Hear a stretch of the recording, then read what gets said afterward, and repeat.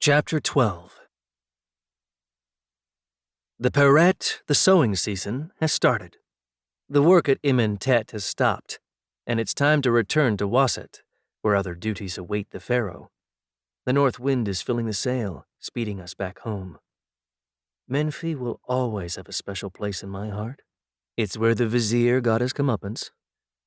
I'll miss my pretty servant girls and their gossip, and I know they'll miss me.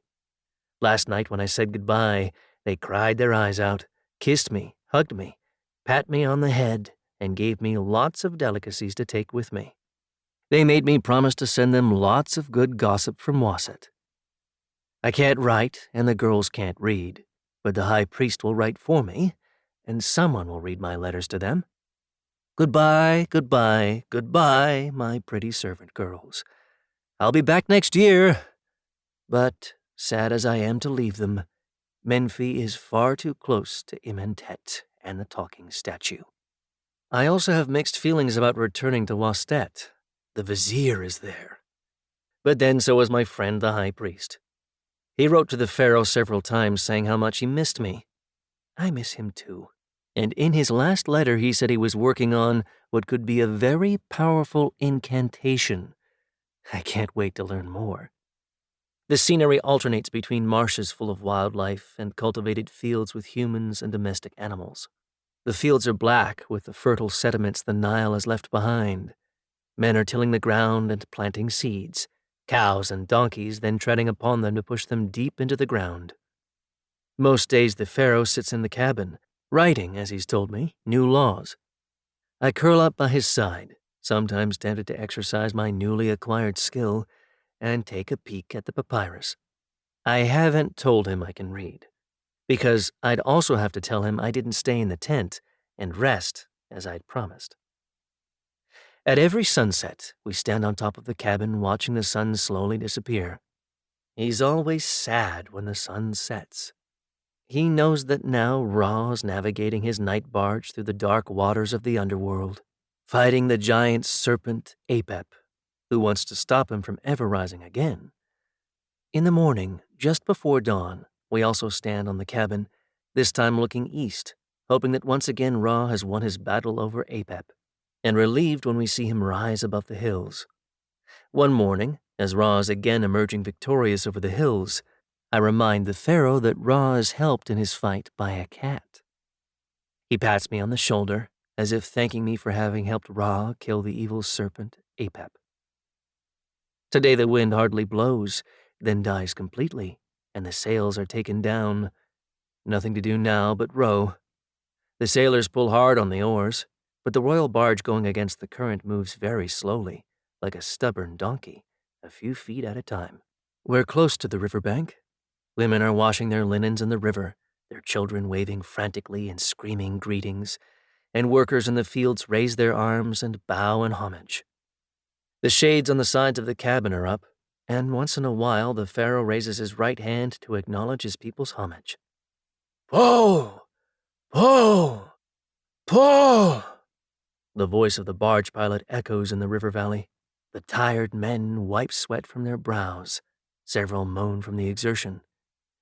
Rapahamen, the pharaoh says, looking down at the men rowing.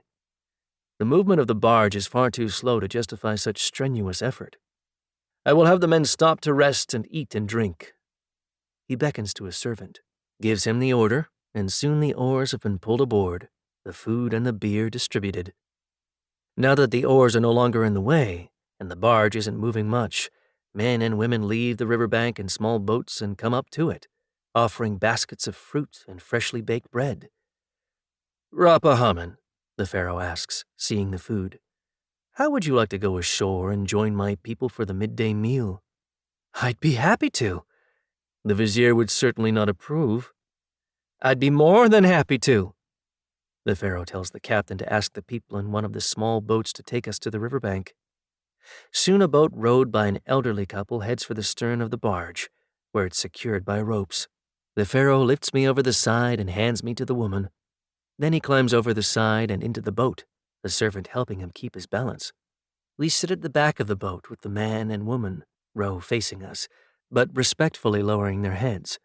When we step on shore, The pharaoh thanks the couple and asks them the way to their village. They ask a man standing on the riverbank with a small gray donkey to give us a ride. The pharaoh, who has never ridden a donkey before, sits happily on the animal's back with me curled up in his arms. "What is your donkey's name?" the pharaoh asks the man. "Etwa. He can be stubborn sometimes, but he's a hard worker." As if agreeing, Etwa brays and nods his head. The pharaoh laughs, the man gives Etwa a tug, and we're on our way. A little procession of farmers gathers behind us as we make our way through the fields. We come across a plowman followed by a sower, a young woman singing a love song. A pair of oxen pull the plow while the plowman pushes it hard into the earth, cursing so colorfully we burst out laughing. What an odd couple they make. The bumpy ride is mercifully short. We climb a hill and stop in the middle of a tiny village. Word of our visit has preceded us, and a small crowd is gathered, all raising their arms to the pharaoh as a sign of praise. He gets off the donkey, still holding me, then gently lowers me to the ground. "We are hungry," he says as I stand erect by his side. "My king," says an old man who has stepped forward. "I am the village elder, and this," he turns around and points, "is my son, Henanu, and his wife, Maftet. Would you and your legendary cat honor me by sharing a meal with my family and me?" "The honor will be ours," the pharaoh replies. With the crowd behind us, we follow the elder to the heavy wooden door of a brick-walled enclosure. "Go back to your tasks," the elder says, turning to the crowd. He pushes the door open, and we enter a courtyard. In the middle, shaded by a thatch canopy, is a well from which a young woman has just pulled up a bucket brimming with water. Another younger woman is carrying a basket of laundry. "Those are my 2 granddaughters," the elder says, pointing first to the girl by the well, and then to the girl with the basket. "Emi and Mary." His son, Hananu, goes to speak with them, and the girls hurry towards the back of the house. The house, built of sun-baked mud bricks, is only a story high, but on the canopy-covered roof are a couple of stools so the family can enjoy the cool north wind when night comes and all labor is done.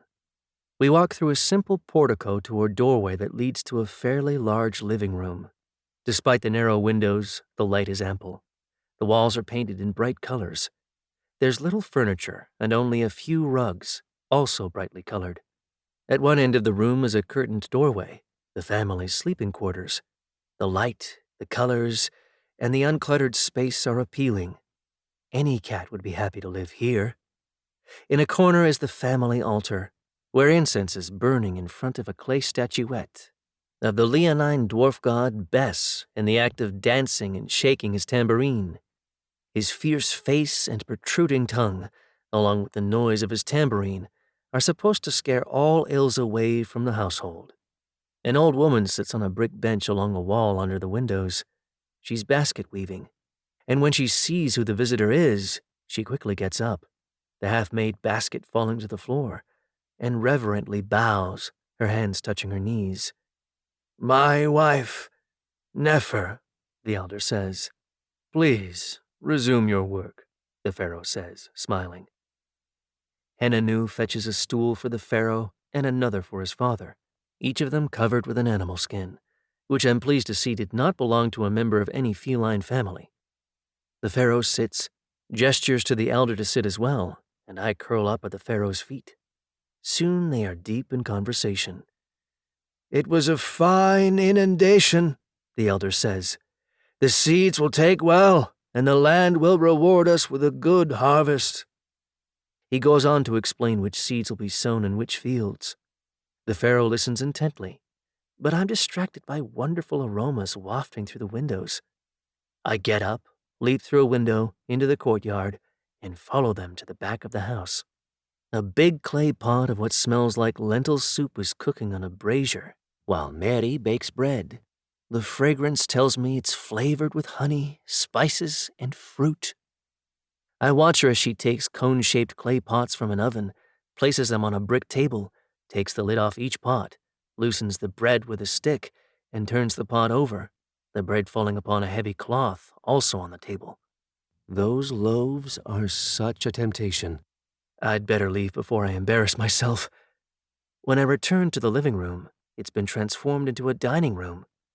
Sitting in a circle are the pharaoh, the elder, his wife, his son, and the son's wife. The pharaoh and the elder on their stools, and the others on pillows.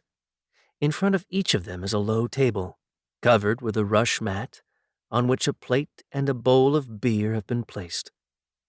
I apologize for being late and take my place at the pharaoh's right side. They have already rinsed their hands. Emi is taking away a tray with a jar and a bowl overflowing with water. She returns carrying another tray with a basket of the bread I saw being baked. The elder takes a loaf, hands it to the pharaoh, who pulls off a piece, then hands it back to him. He in turn pulls off a piece and hands the loaf to his wife. By the time it reaches me, I don't have to pull off a piece. A piece is what remains. All wait patiently for the pharaoh to take a bite of his piece, all except me. My piece is already in my mouth. But my throat is so dry it won't go down, and I begin to choke. I'm about to take a sip of the beer when the pharaoh gives me a hard slap on the back. I spit out the bread, which flies across the table and lands on the floor right in front of a mongrel who's come out of nowhere. His long tongue instantly flicks out, the bread disappears, and he licks his chops contentedly.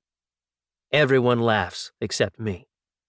This is no laughing matter, especially since the mongrel is giving me hostile looks. That's Farood, the elder says. One day he just showed up, all skin and bones. Every family in the village has been feeding him. And look at him now. He's too fat for his own good. I pull my stomach in. Hananu gets up to take Farood outside. But as soon as he returns to his place, the mongrel comes back inside and sits by the door. The humans resume their conversations, and we animals communicate as well, without the need for words. Farood gives me a look that says, The bread was good, but for the next course, I wouldn't mind having a piece of you. I give him a look back. Try even licking me and I'll scratch your snout. Oh, yeah? Yeah. I've beaten tougher opponents than you in my time. My last look makes Farood shut up, as it were. More bread is passed around. Emi returns with another tray and gives each of us a clay pot filled with creamy cheese. Like the others, I dip my bread into my pot. Best cheese I've ever tasted. Maddie comes in to refill our beer cups from a large jar, then returns carrying a tray with the big pot of lentil soup I saw cooking, and fills our bowls to the brim. I eat and drink with gusto, especially enjoying the lentil soup, though I'm occasionally distracted by the looks I'm getting from Farood. Throughout the meal, there's talk and laughter. But I'm so busy enjoying the feast and keeping an eye on the mongrel that I pay little attention. I don't realize the meal has ended until the pharaoh rises, the others rising immediately afterwards. Followed by the elder and his family, the pharaoh and I walk across the courtyard to the entrance. When the door is opened, we come face to face with the villagers we left behind, who move back to give us space.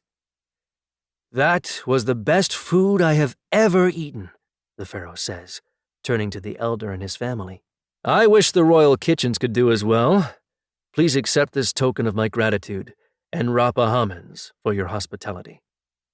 He removes the single ring he's wearing, a gold ring studded with fine jewels, and offers it to the old man, who takes it with a trembling hand and bows. I hear oohs and ahs from some of the villagers, while others just stare with their mouths open. Thank you, my king, the elder says. I will see to it that the whole village benefits from this. The pharaoh's magnanimous gesture makes me feel guilty. I walk back to the house where Farood is lying in front of the closed door. I open it, enter, and fill a bowl with some leftover food from the tables. Then I take it outside and put it on the ground in front of Farood. He gives me a look that says, Did you poison it? Eat, I say aloud. In a blink of an eye, all the food in the bowl disappears. I'm walking away when I hear him bark. Don't mention it, I reply. Rapa Hamen, the pharaoh asks when I return. Is everything all right? Yes, now it is. Well, let us go then. The villagers will tell the next generation of this momentous day when the pharaoh and his wondrous cat paid a visit. That generation will tell the next, and so on and so on. The simple truth will eventually become a legend, the pharaoh's even greater gift to the village.